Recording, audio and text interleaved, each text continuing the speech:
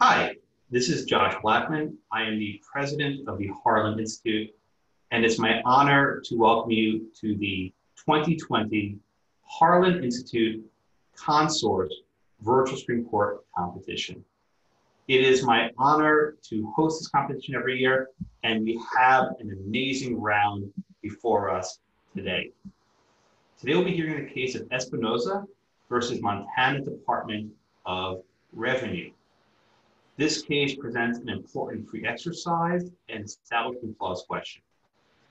And we are joined here by an august panel that I'd like to introduce.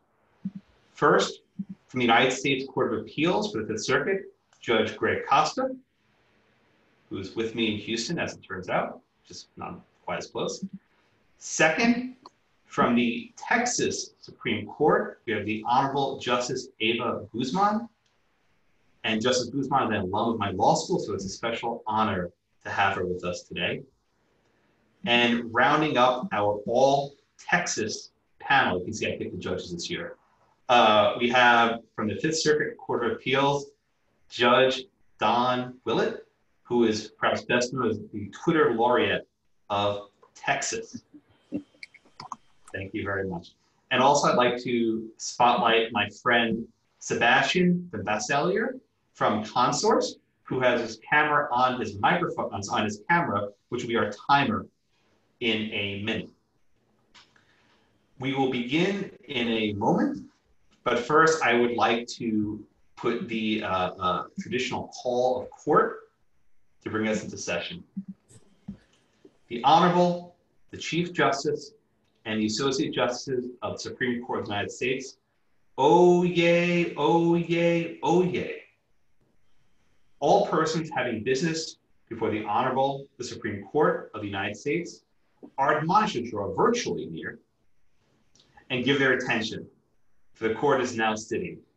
God save the United States and this honorable court.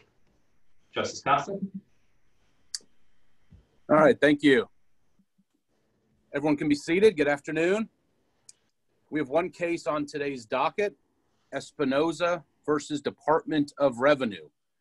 And we will first hear from the petitioner, Mr. Herbert.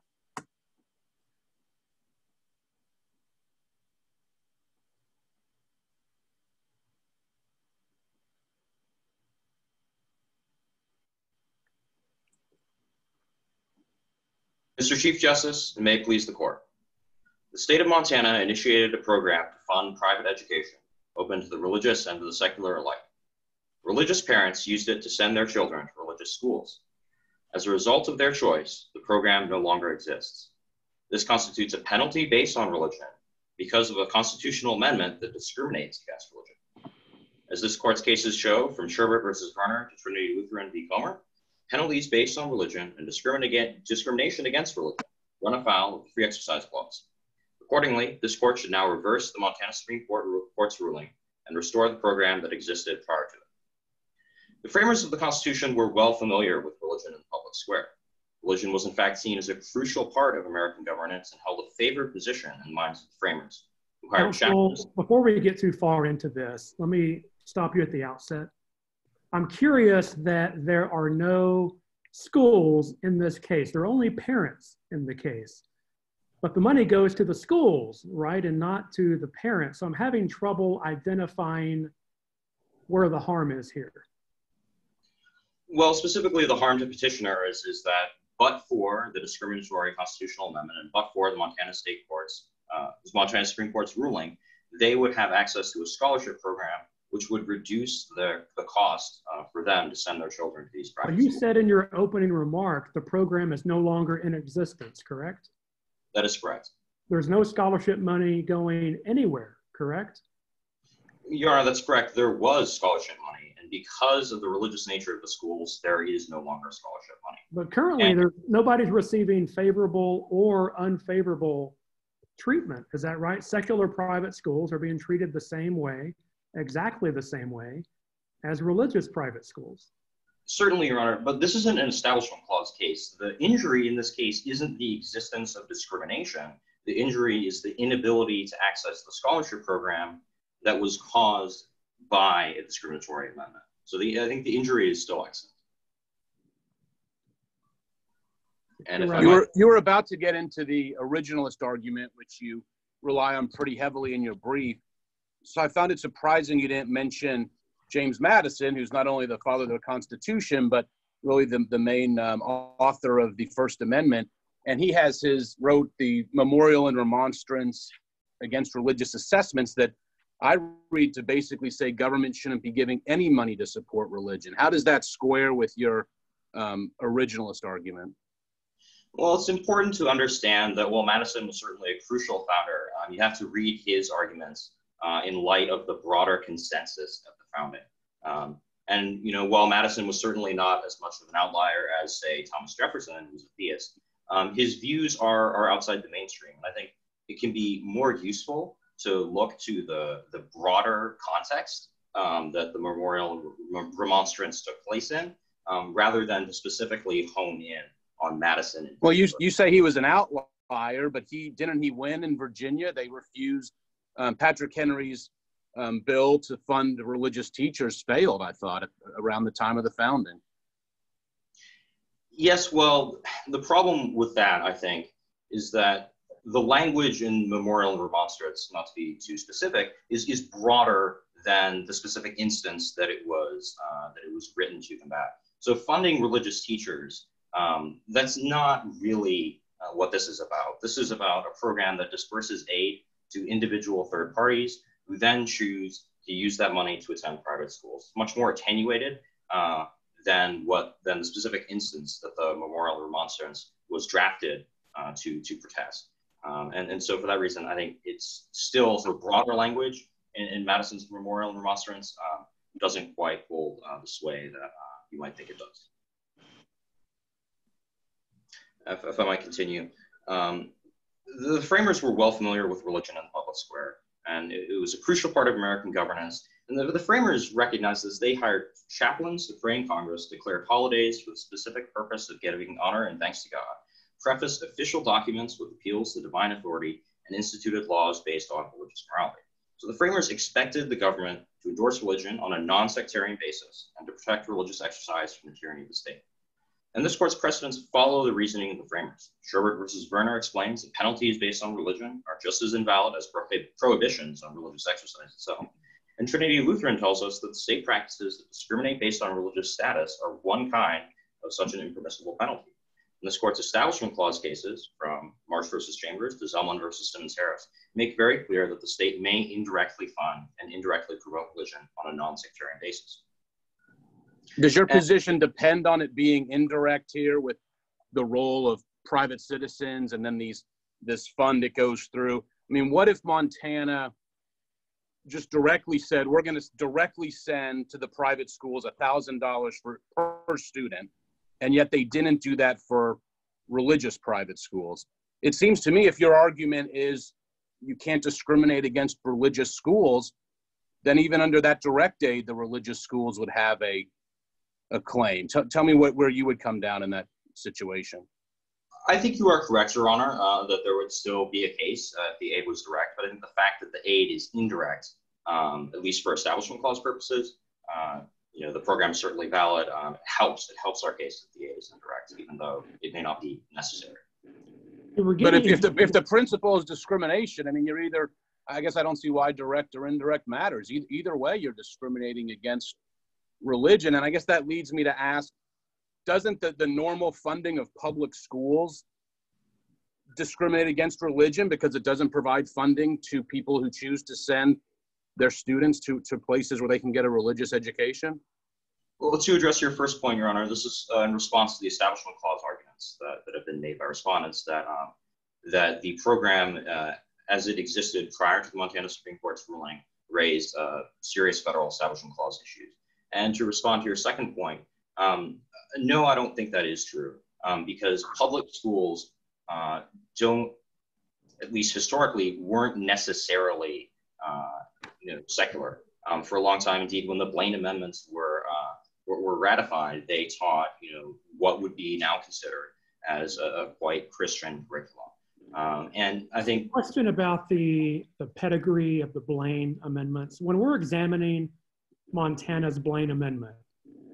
Should we consider the history of it, the context of it, the purposes of it, this wave of virulent and really shameful anti-Catholic bigotry that spawned it? Or should we, a century and a half later, should we sort of avert our eyes and just consider the content and the effects of it?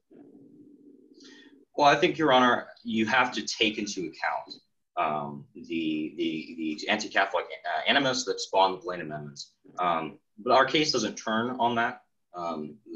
We think there are perhaps better arguments for the unconstitutionality of Montana State's state constitution. But if they're not, if it's not relevant, why do we need to take it into account?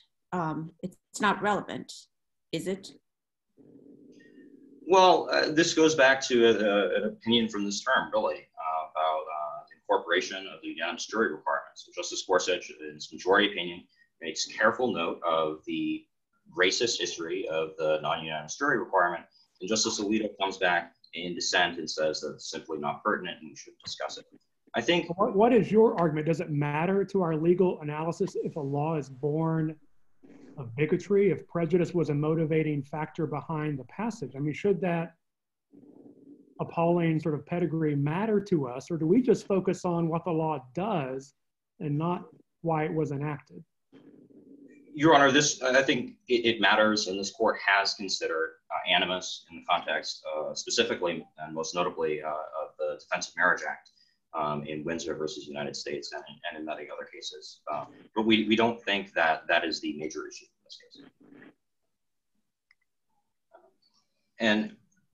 And to go back to one of your earlier points, there's play in the joints between the Establishment Clause and free exercise clauses. We don't deny that. Montana isn't obligated to fund religious education if it doesn't want to. It can have no program at all. It can increase funding to secular public education in general. It can pay public school teachers more, or it can do any number of other things to increase the quality of education that's being provided to students. But what it may not do is institute a program and cancel the program, but significantly because of the religious nature of the schools that it is aiding. But as we discussed earlier, they canceled it for everyone, and nothing stops your clients from continuing to send their children to any school they want. So I'm having a little trouble following that argument. Sure, nothing stops them from sending their children to any school they want.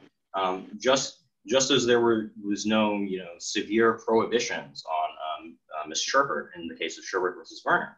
What the court said in Herbert is that forcing someone or some institution to be put to the choice between their religious status and government benefits is unconstitutional, even though it may not be a direct prohibition on religious exercise. And that's something the court reaffirmed as recently as Trinity Lutheran. And does that rule operate the same when it applies to everyone equally? Well, it applies to everyone equally, but only in a sort of ostensible sense. This program was created and then it was canceled because of the religious nature of the school. So I think it's wrong to say that it applies to everyone equally, if not, in fact, because the issue pushes deeper than that. Because if the state of Montana can institute a number of programs that fund everybody equally in order to avoid free exercise scrutiny, and then cancel the ones that wind up being used to attend religious schools, then we have effectively the same result as a rule, as a program that simply prohibited funding to religious schools. Do some of your clients have non-religious motivations for sending their children to these schools? Smaller settings, anti-bullying, all things that don't relate to religion, and how, if they do, what does that do to your argument? Well, I think there are mixed motives, largely. I think it's hard to separate out the interests entirely. Mixed motives to varying degrees. I think what that does for our argument isn't entirely significant, but I think it does make a difference, right? If you are attending a religious school because of the school's good secular curriculum, that really illustrates the nature of Montana's amendment, which discriminates based on status. Right? So the Montana state constitution doesn't really care if you've got a great religious school that teaches a secular curriculum, and the secular curriculum is why people flock to it, just cares that the school is religious. I'm still having trouble seeing why ruling in your favor wouldn't require every state in the country to fund private schools, including religious schools. Because, I mean, your brief says all you ask for is to treat people equally. And if I'm a parent who sends my kid to a religious school, I'm not getting any state funding. I'm being treated unequally under your theory. Not necessarily. We don't think the Free Exercise Clause creates an affirmative, positive right to government benefits. We just think that if you're going to have a government benefits program, the Free Exercise Clause creates a negative right to protect against discrimination. So I think there's a difference between an entitlement that the Free Exercise Clause does not grant and to be free from discrimination, which is something the Free Exercise Clause but states are already, so if there were no education funding, I see where you would be able to draw that distinction, but states are pouring, hundreds of millions of dollars into secular schools, public schools. So that benefit's already out there. Why aren't religious people entitled to that benefit? Well, they're not entitled to it because, firstly, I think that's historically never something that was contemplated by the framers, never something that was contained in the meaning of the Free Exercise Clause. It's not something this court's precedents have ever suggested or affirmed, and it's not something that our Constitution does to create that sort of positive right. And I'd be happy to explain more in depth either of those three factors. Under your theory, do we have to go so far as to strike down the Montana Blaine Amendment in order for you to win? Yes, that would be required. However, it's important to note, sort of, if I may anticipate your next question, it's not necessary. We would go ahead, anticipate away. It's not necessary to strike down all of the Blaine amendments nationwide, because although the Blaine amendments are similar, they are not identical. And some of them accommodate religion to varying degrees. Some of them have lesser accommodations. Do you think a precondition to your winning the case, we would necessarily have to strike down the Montana Blaine Amendment? That's correct, Your Honor. That's what we are asking you to do. So we couldn't just, short of that, we couldn't maybe send it back down and instruct the lower court to reconsider under maybe a more proper interpretation of Trinity Lutheran? Well, usually when the court remands a case like that, there's some other factor besides, oh, we just disagree with you. If you disagree with the lower court, then the proper course, I think, is to reverse rather than to bend over backwards to try and find some solution that will be ultimately untenable. And as to the question of state law, I think state law is pretty clear. In Montana Supreme Court's whole thing that about the scope of the Blaine Amendment is quite binding and quite final. All right, I believe your time is up. Although I'm having trouble seeing the timer. There it is. We have your argument. Thank you, sir. We will now hear from the respondent. Thank you, and may it please the court. The question that I, David Katz, and my co-counsel, Seldon Salaj, will seek to answer today is whether or not the state of Montana is allowed to strike down a student aid program under its own state constitutional concerns, that said program blurs the line between church and state through indirectly funding a child's sectarian education. The respondents urge the court to rule in the affirmative due to the following contentions. Firstly, the decision to strike down the program as a whole is a decision which is undoubtedly neutral to religion. Indeed, as Justice Willett said, the program that we are discussing today no longer exists in the Montana codes. This type of action was predicted in the dissent to the case Locke v. Davie, which this court heard in the 1970s, in which there was a program that someone named Davie tried to use said program to get a degree in devotional theology, very similar, trying to get funds, except it was direct in that case versus indirect. And the court said, as a whole, the court said that that the state has an inherent anti-establishment interest and can therefore strike that type of use down. But even in the dissent to that case, Justice Scalia argued that the state could simply abandon the scholarship program altogether. In many ways, it's like he saw this coming before it happened, Your Honor, because that's exactly what the state had done here. and therefore that action should be deemed constitutional. Mr. Katz, let me ask you, we're in this world now of remote learning. Let's say the state of Montana said, we're going to buy every high school student in the state a laptop so they can learn during COVID from home, but they limited that to public schools and secular private schools. In that situation, would parents whose kids attend religious schools have a free exercise claim that they're entitled to a laptop? Well, to preface your question, this case actually doesn't require a ruling on the religious use versus religious identity question that was posed in Gorsuch's footnote 3 to the Trinity brief. Because the program was invalidated altogether, that question is not that applicable to the case. But if we're going to go into the answer to that, a laptop is something which has pretty mostly secular use. I mean, it's used for things like typing, and it's used for things like submitting papers, doing research. Most of that is pretty inherent to a secular use at a school. So therefore, the laptop might be permissible under that differentiation between religious use versus religious identity, and they might have a case there. But also, as the Montana Supreme Court ruled in their own case, Chambers, you can't really tell with a laptop where the religious use would end and the secular purpose would begin. Right? But what if they had 8 hours of religious instruction and most of it took place on that laptop? What about that? And only 1 hour of something else? That's probably where the respondents would argue that it's very difficult to draw that line. And that was established in Pro v. Nyquist, that, once you give something, some sort of asset to a school, I mean, in Trinity Lutheran, it's a bit different. A playground is a playground, you play on it. But once you give some sort of educational tool, like, textbooks or a laptop or something like that, it's almost impossible to tell when they're using that for a religious purpose and when they're using that for a secular purpose. Let me ask a more general question. What makes a school a religious school?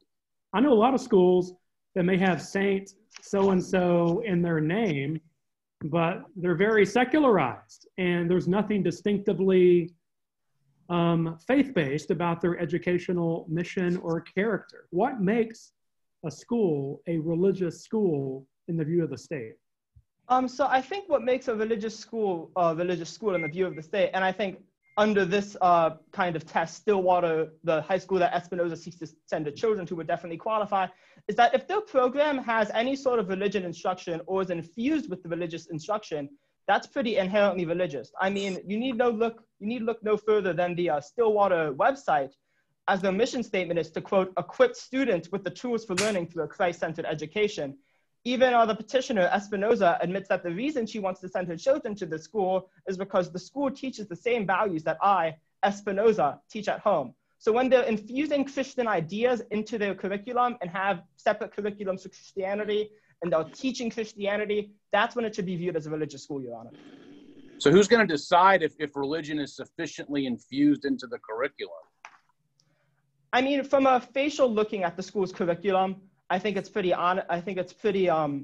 apparent whether the school is inherently religious or pretty not inherently religious. I think in this case, especially, it's pretty clear that the school is inherently infused with religious education. You would leave it to state officials to kind of wield this theological micrometer and make decisions on whether faith is sufficiently pervasive or whether it sufficiently permeates the atmosphere and character of a school. You'd let state officials decide what and is not sufficiently inherently religious? Well, first off, obviously, since the program no longer exists, that differentiation wouldn't even have to be made, which is why it was such a great decision to strike down the program as a whole. But say it was still there. I mean, with the consultation with the schools that they're going to, I mean, most schools that are inherently religious aren't closeted about it. Usually they're pretty proud to be inherently religious. I mean, Stillwater Christian High School has that right in their mission statement. They talk about their Christ-centered education. They have a program set up right on the homepage of their website for the 60 days of prayer. So I think that usually the schools are pretty open about whether or not they're teaching Christianity or not. So I think that's where I don't think it would be such a controversial decision, Your Honor, to figure out whether or not the curriculum is inherently infused with my biggest discomfort with this case is that the Supreme Court in Trinity Lutheran was pretty emphatic that discriminatory programs like this are, quote, odious to our Constitution, unquote. And how is the exclusion here not a flagrant violation of Trinity Lutheran? Well, there are two arguments that you can make for that. The first one, and I think the one that, no matter, as I said earlier, no matter where you come out on religious use versus religious identity, I think you just have to look at the action that the two courts have taken here, right? I mean, in Trinity Lutheran, the program still existed after the fact. But now the fact that this program has completely been wiped, right? That Montana has decided that based off their own anti-establishment concerns, that this program ought to not exist in their state. I think that general action makes it much easier for the court to circumvent these types of free exercise concerns. The other place that you could look, obviously, is the types of goods that are being offered. As stated earlier, Trinity Lutheran, it was a playground, right? That's dissimilar to even a laptop, right? In the way that it's so secular in nature. I mean, what if the playground was used for religious instruction? I'm not getting that distinction from you, because you say a playground is secular in nature, but they could choose to, have class on the playground because students learn better that way. I mean, but it was for the safety of the playground more so. So it was to make sure that students don't hurt themselves on the playground. Additionally, the thing you have to keep in mind about the playground is that playground, it said themselves, it was used by many members within the community, secular, non-secular, all together. It was truly a public good for it to be safer for the children. Here you have parents that have both religious and non-religious motivations, and by eliminating the program, you've essentially said you're forcing a choice between the religion and receiving a benefit, aren't you? I think that the difference here is that first off, common misconception that I think that there's a bit of in this case is the fact that these SSOs, programs like it's Big Sky, are still allowed to exist. There's no legal force telling them to stop existing.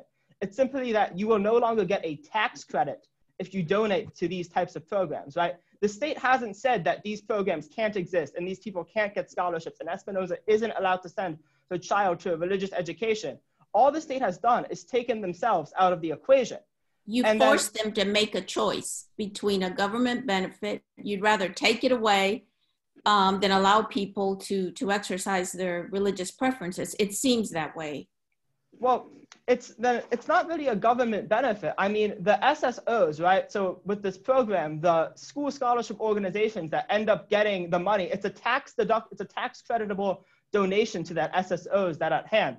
If there was no tax credit, those SSOs, which are private organizations, could still exist. So it isn't a government benefit that Espinoza is really at play here. And that kind of gets into the respondent's second contention, which is that Espinoza's standing here is on very thin ice, the respondents would argue. First off, Espinoza herself, even if you would see this type of thing as religious discrimination, she's not the one that's at all receiving any sort of injury to this. Like I stated earlier, these SSOs are still allowed to exist. And I don't see how you can argue, though. I mean, didn't Zellman really settle the standing question back in 2002? I mean, the program here is most certainly aiding the parents. I think by any straight-faced description of that, I mean, it's aiding the parents. And I think under the extremely broad standing rules at the U.S. Supreme Court, isn't virtually any economic harm sufficient to confer standing? Well, I would argue that there isn't even any economic harm that you could argue that the petitioners had inferred. I think is a little bit skeptical. I mean, once again, these SSOs are still apt to exist under the private organizations, right? By taking away a tax credit that you get to donate to them, and some of these you can still donate to these as charitable deductions, I'm pretty sure, under some sort of federal law. But by simply taking away the state tax credit that you're getting from there, you're not telling these SSOs to stop existing, and you're not telling them to stop doing their job. So they can still donate to Espinoza, and Espinoza can still get her money. You just can't get a tax credit for helping them out. So I think there really hasn't been that major of a clear economic harm, and certainly not an economic harm that the court could reverse by making a decision in the plaintiff's favor. And that gets you back to Simon versus Eastman. Moving away from standing, this may be more of a metaphysical question, but can a state government do something that's permissible to do if they're doing it for an unconstitutional reason? I think if a state government is allowed to do something under the Constitution, I don't think there's much reasoning for it, for what their action could be. Well, for example, if the state of Montana discovered that this program, for example, were benefiting disproportionate numbers of Black or Hispanic students, if Black or Hispanic students were benefiting the most from this program, and if for whatever reason the state of Montana didn't like that, could they shut the program down? Definitely not, Your Honor. But why not? I mean, both religion and race, that kind of discrimination is both prohibited by the Constitution. Why can they shut it down for religion but not shut it down for race? I think that it gets into kind of what the nature of both are. In the Constitution, there's a very clear, explicit prohibition against segregation on race, the 14th Amendment at the second founding, as Eric Foner calls it. But in the Constitution and the First Amendment, earlier as that, there is an anti-establishment interest, right? That the state should not be able to set up their own religion or try to confer their religion to anyone else. And it was this anti-establishment interest which actually drove the Blaine Amendment. I mean, if you go as far back to the Constitutional Convention for the state of Montana's ratifying convention in 1973, I mean, a lot of the people who supported this amendment were actually those who were affiliated with a religious organization.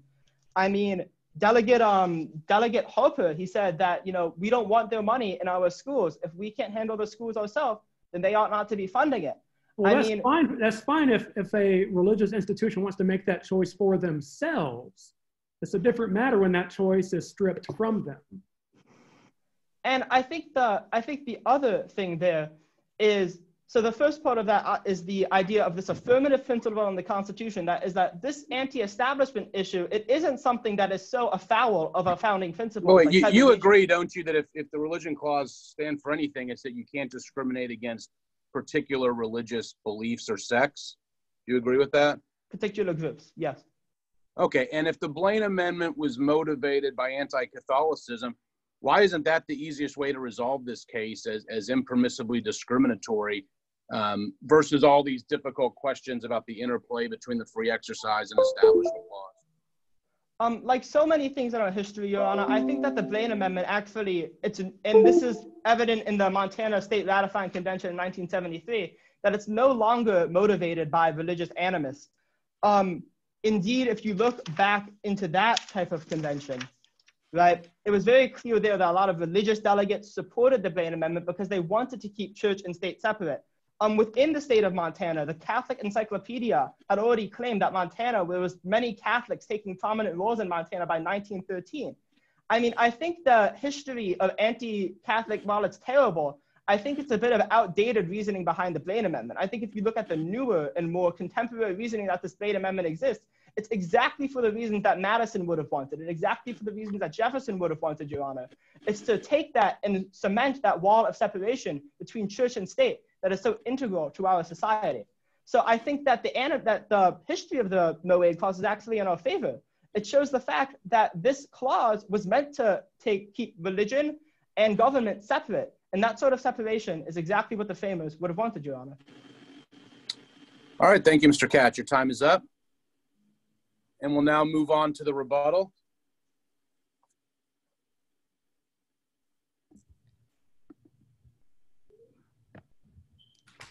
Whenever you're ready, Ms. Muse. Your honors, may it please the court. Respondents raised several arguments as to why the invalidation of the Montana Scholarship Program did not violate the Free Exercise Clause of the First Amendment. They are all unavailing. Respondents place a great deal of faith in this court's earlier holding concerning the Free Exercise Clause Locke v. Davie. However, the reason that this court upheld Washington's refusal to fund religious education in Locke v. Davie was that it went a long way towards including religion in its benefits and accommodating religion.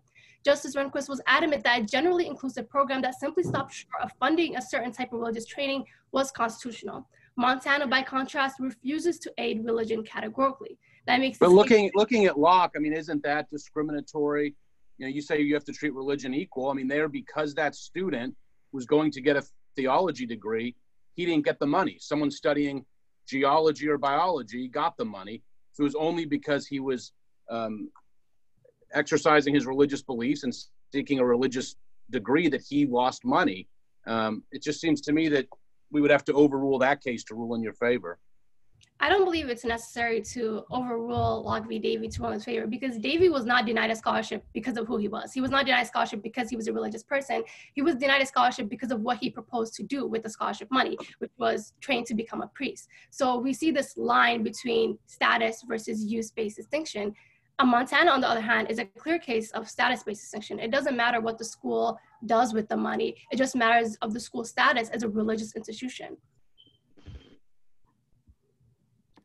Isn't the difference, or a difference, between this case and Trinity Lutheran the fact that this case involves aid for religious education, sectarian education, and Trinity Lutheran was about a completely secular public benefit? Isn't that just a pretty obvious distinction between the two? I mean, the facts of Trinity Lutheran and this case are different, that is true. However, we must keep in mind the logic of Trinity. The logic of Trinity was simply that status-based discrimination is unconstitutional. And what we see here is a clear case of status-based discrimination. It doesn't matter if these funds are being used at playgrounds or to attend religious schools. It just matters if the logic extends. And I believe the logic extends clearly between Trinity and this case. In your brief, you said that the Lemon test is defunct and we don't need to apply it. Can you point me to the case that overruled Lemon? Well, while I can't point to a specific case that overruled Lemon, I do know that this court uses Lemon sort of sporadically. I mean, the Lemon test is used sometimes and other times it's not used.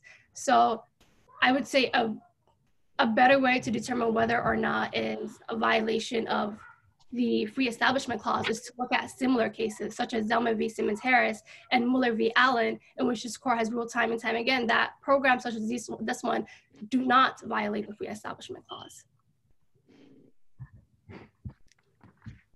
If I may continue, respondents also argue that Article 10 was not an identity-based distinction, but rather a use-based distinction.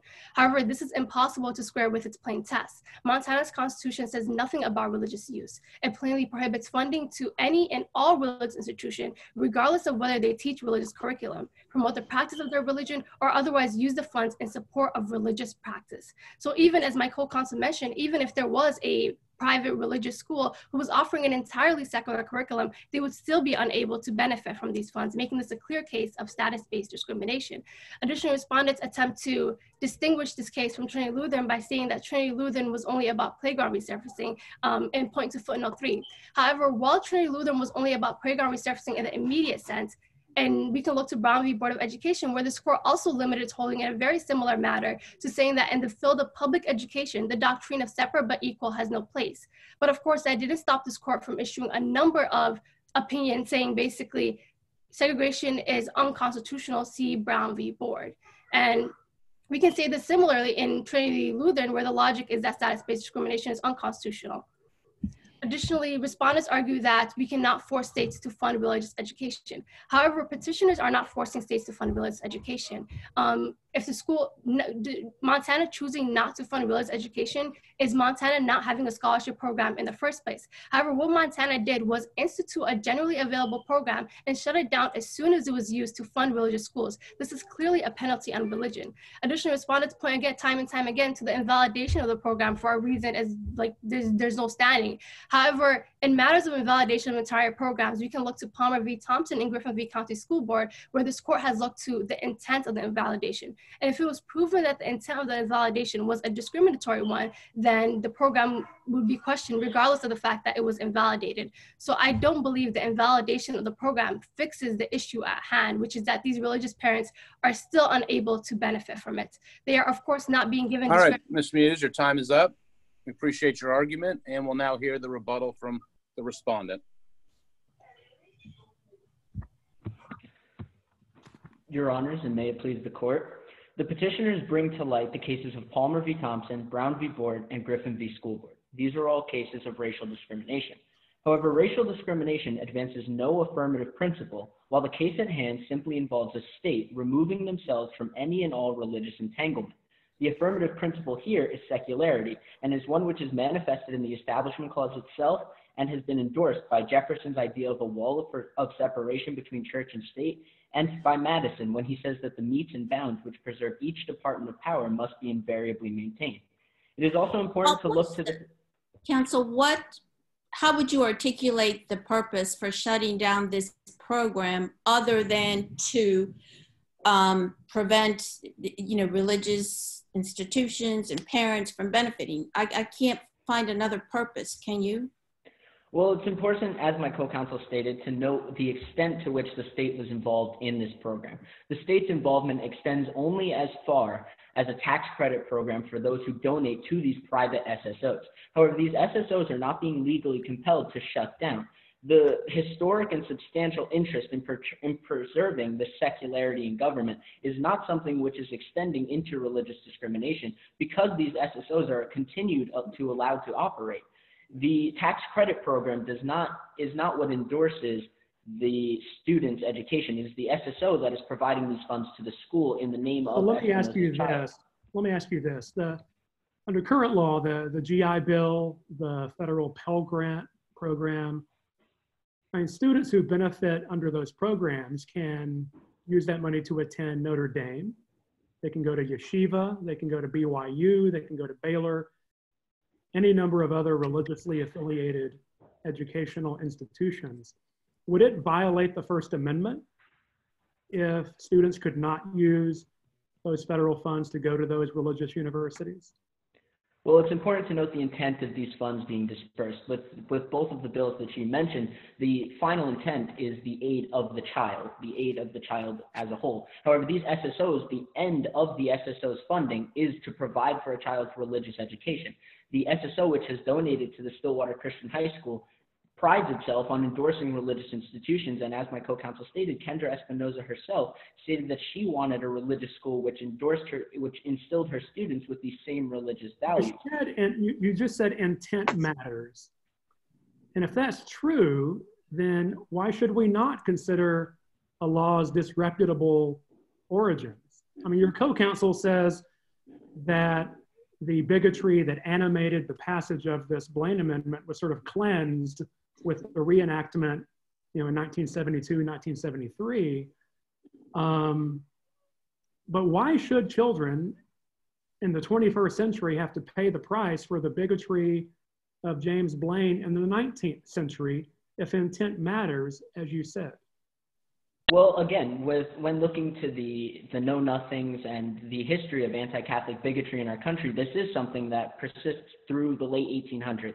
However, the reinstatement of this in 1973 is very important. For example, Plessy v. Ferguson in the 1800s establishes this principle and this doctrine of separate but equal. However, as society has grown and become more accustomed to these individual ideas and equality and the thoughts behind the decision in Brown v. Board of Ed, it's important to note that society does develop. However, the 1973 reconvention, where this bill was again voted for in the affirmative, and especially by religious institutions who endorsed this program, it's important to note this. This is something that is very important, as it shows that even as time has progressed, the more bigoted past of this amendment, which of course is still substantial and is something that shouldn't be entirely overlooked. However, in 1973, the fact that religious institutions themselves have come forward and in support of this Blaine Amendment, it shows something that is very important. And as where Madison articulates his metes and bounds idea is something that is also entirely important. The idea that religion and state are separate institutions is one which is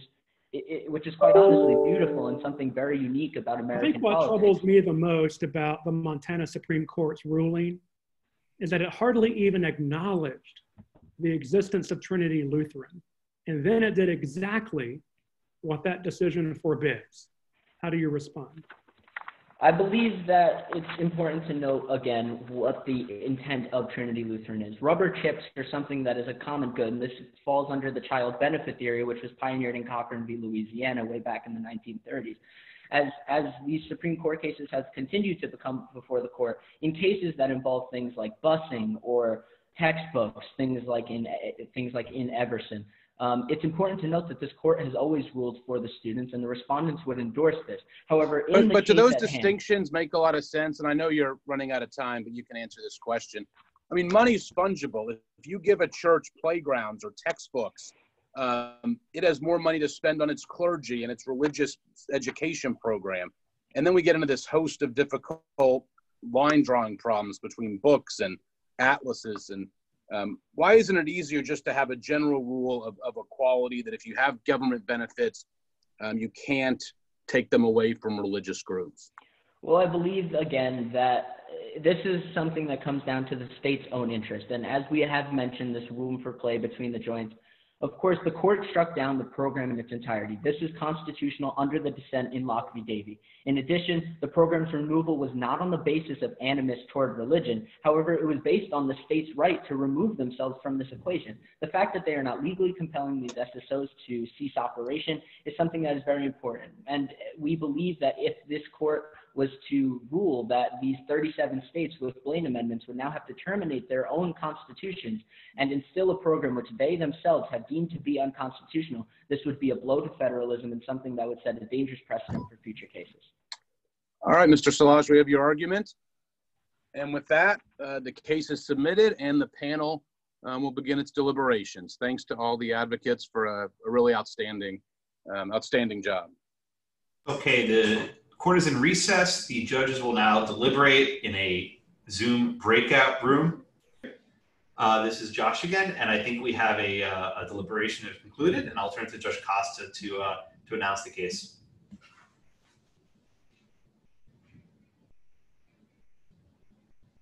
Judge Costa, you're on mute, sir. Yep, that's what it pulled my Justice Sotomayor there. Justice Breyer, sorry. So first, on behalf of the whole panel, and we'll each give comments, but it was a real privilege to preside over this.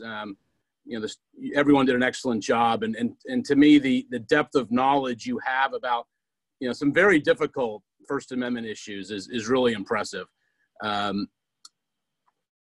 We did decide on a winner, and so the champion of the 2020 Harlan Virtual Supreme Court competition is the Petitioners from Minnesota. So congratulations to each of you.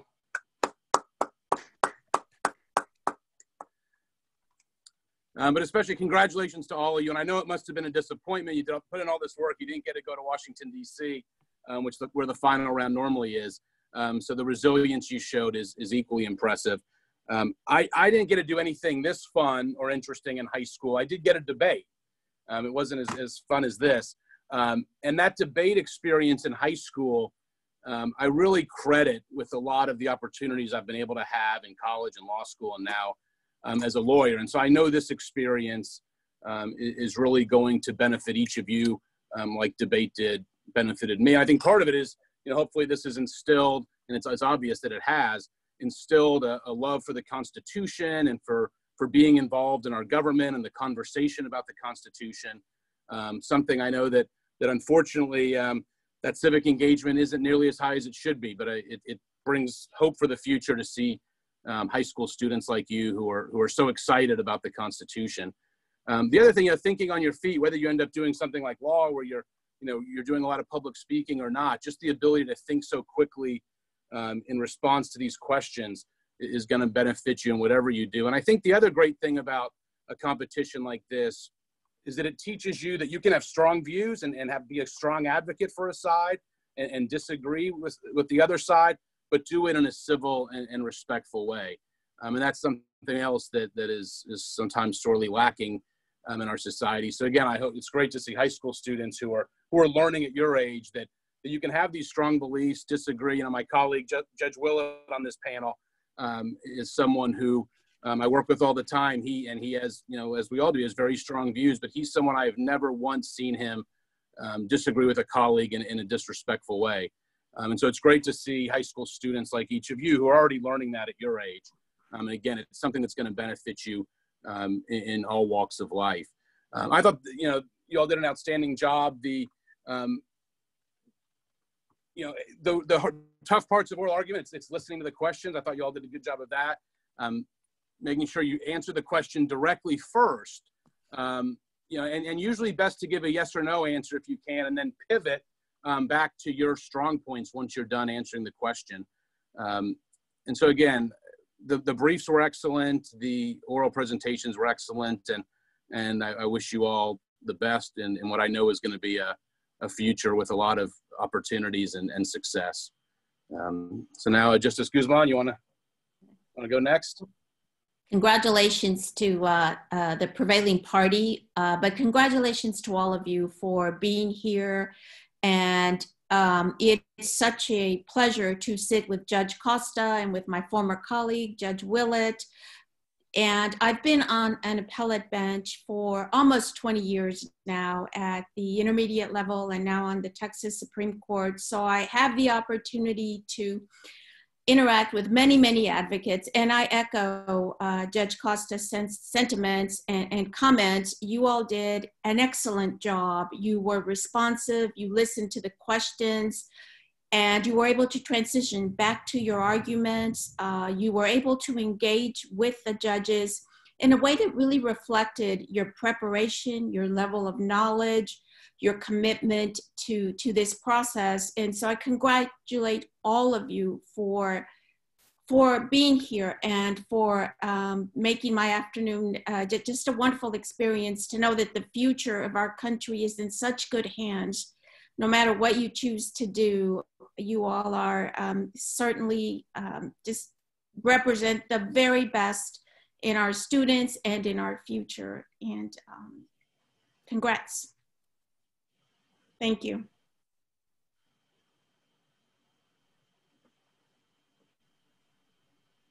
You're on mute, Judge Willett.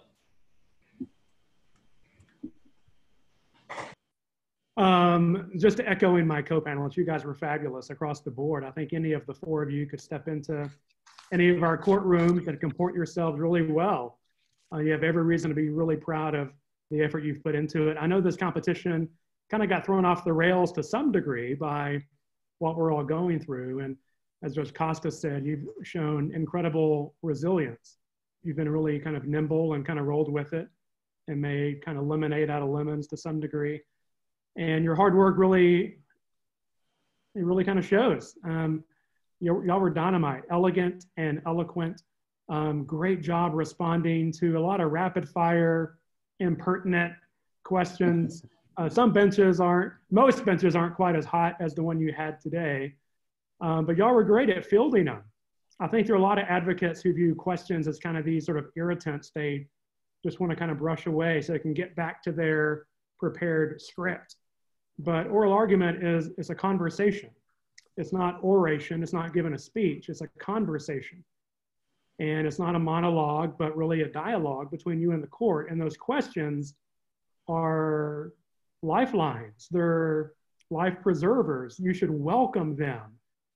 And because it kind of gives you a clue as to what the court is thinking about, what is nagging at them, what's on their mind. How can you reassure them that your view is the correct one? And y'all were great at fielding questions, at answering, as Judge Costa mentioned, to the degree you can, answer yes, but, or no, however, answer directly, and then you can kind of flesh out and kind of pivot back to the strength of your argument. But I thought you all did that really, really well. And again, this kind of inspires me as well. I mean, in high school, I went to a small kind of rinky-dink country high school, and I lived out in the country on a little farm surrounded by cotton and cattle, and I was tending to all these kind of barnyard critters. We didn't have debate in my little small high school. I wish we had, but we didn't. But we live in a pretty rancorous, politically polarized age, and I think you've demonstrated that people can disagree agreeably. You can make your points eloquently with really rigorous and muscular kind of reasoning. And I think that will really serve you well over your lives. And so I salute y'all for being so kind of civically plugged in and engaged. And I hope this does sort of cultivate kind of a lifelong kind of love of and commitment to the Constitution and the rule of law. And bless you all, that was terrific. I was honored to be a part of it. Thank you. Let me echo again. I've been doing these competitions now for nearly a decade. I started this in 2010. In fact, Justice Willett was one of our founding members of our board many years ago, so we're grateful for his service. it gets better every year. I don't say that lightly. Every year I say, wow, these students can't get better, and then they get better. You're doing stuff that most law students cannot do. And I don't give flattery undeserved. Sorts of thrusts and parries these judges were giving you, you would just take it and roll. And respectfully, you have good demeanor, you have good courtroom presence. I hope to see you all in law school in a couple of years, and maybe at the Fifth Circuit or the Texas Supreme Court in a couple of years after that, making arguments. So congratulations. At this point, I would usually call on people to ask questions. So maybe I can call on petitioners. Curtis or Hayat, do you have any questions for the bench? And just turn your cameras on and your mics on so you can jump in here. No, not particularly. Okay. Well, congratulations to you, sir. Anything from you, Hayat? No. Okay. All right. Very good. All right. Are there any questions from the respondents, David or Seldon? No questions for me. Yeah, I've got one. I've just got one, since we have such an experienced panel here. What would you guys like? Because I think Seldon and I have talked about this. I think both of us. Turn your camera on? Okay, there you go. Thank you. Oh. Yeah. Sorry. Do you have any tips as to what we should be doing now? Because I think both me and Seldon are interested in law. I think we've talked about this before. Anything that you guys would recommending doing in high school or college to help prepare us for that career path?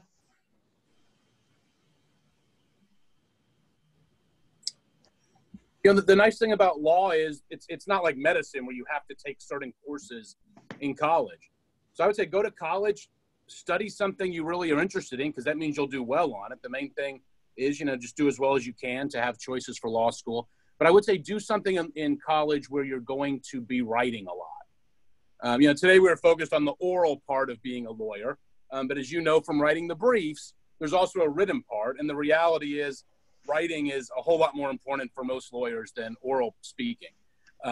So I would just say do something you're interested in and enjoy in college, but make sure there's a big writing component to it.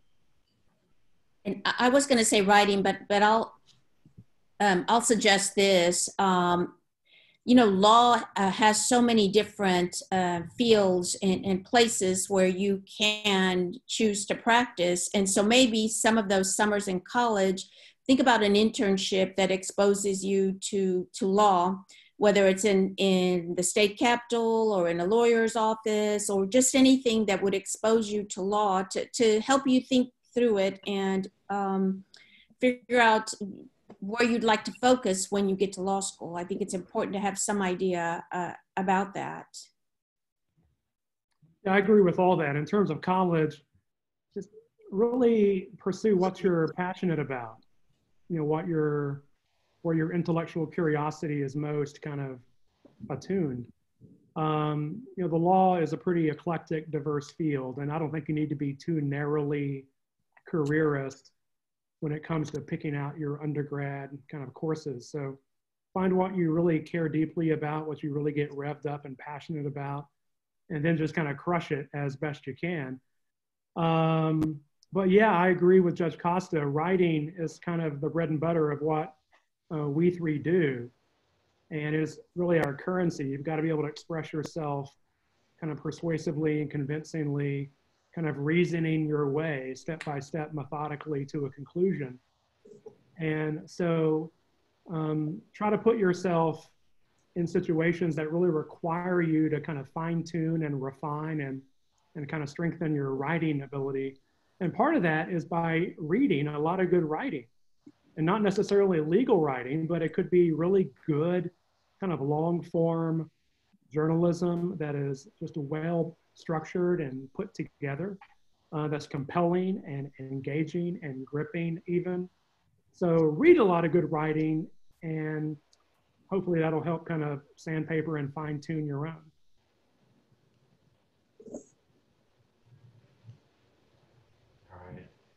I don't know if Judge Willett froze. First time I've reached. You okay, Judge Willett?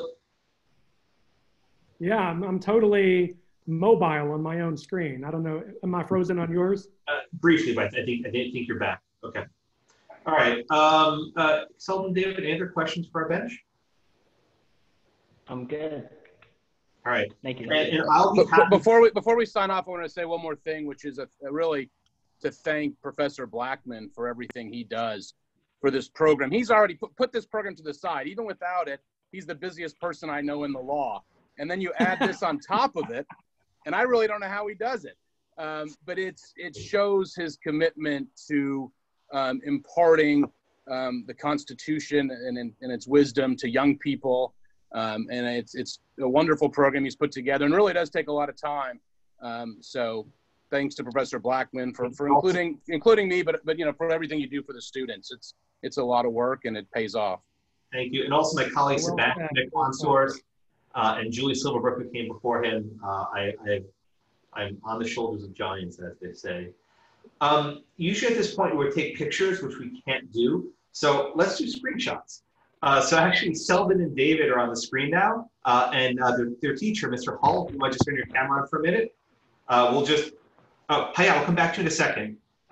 We'll do the other team in a minute, okay?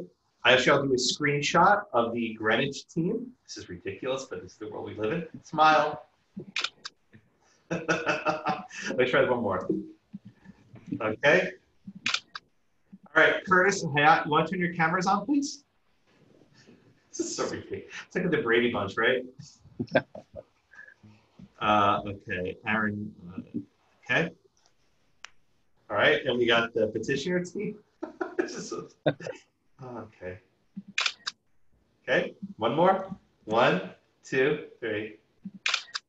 Okay, I think we're good. Anyone else have any business, or we can adjourn the session? Stay safe, everybody. Stay safe, everyone. Thank you all so much, and I'll be putting this video online probably next week or so. Thank you. Thank you. Thanks.